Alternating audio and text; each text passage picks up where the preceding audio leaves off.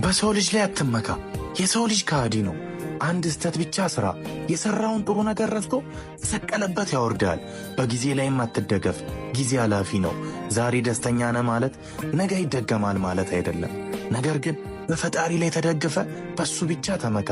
እሱ ሁሉን ቻይና አሳላፊ ነውና። በዓለም ላይ ለሰው ልጅ የማይገባ ምንም ነገር የለም። ሁሉም ነገር ጊዜ ጠብቆ ይሆናል እንጂ በጣም የፈለግነው ነገር በፈለግነው ሰዓት አተን በረሳነው ሰዓት ልናገኘው ይሆናል። ለምን? ፈጣሪ ምናልባት የሚያስፈልገንን እሱ ባሰበልን ደቂቃ ስለሚሰጠን ነው።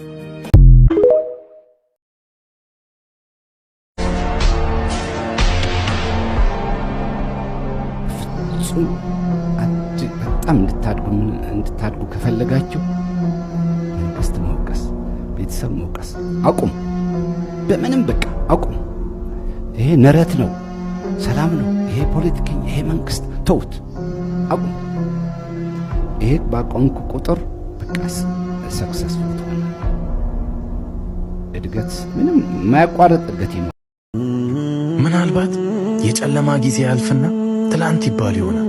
ምናልባት በችግር ጊዜ ያልነበሩ ሰዎች ማግኘትህን ሲሰሙ ሁሉም ከያሉበት ተጠራርተው ይመጡ ይሆናል።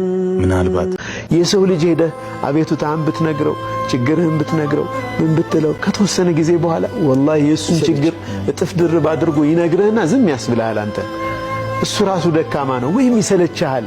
በቃ እዚህ ላይ በቃኝ፣ እዚህ በኋላ በቃኝ ይልሃል።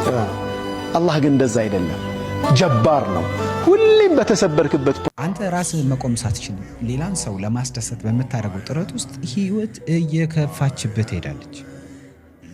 በቃ ሴቭ ራስህን፣ መጀመሪያ ራስህን ሴቭ አድርግ።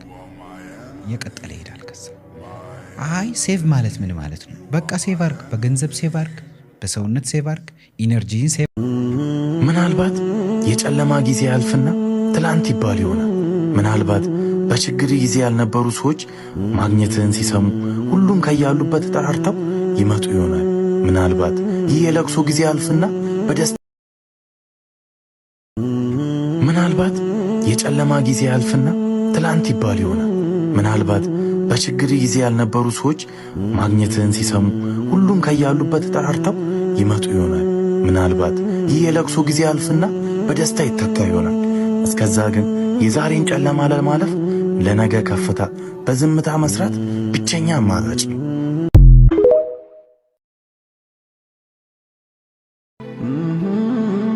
ሳትፈተን ውጤት የለም፣ ሳትቸገር ተድላም የለም።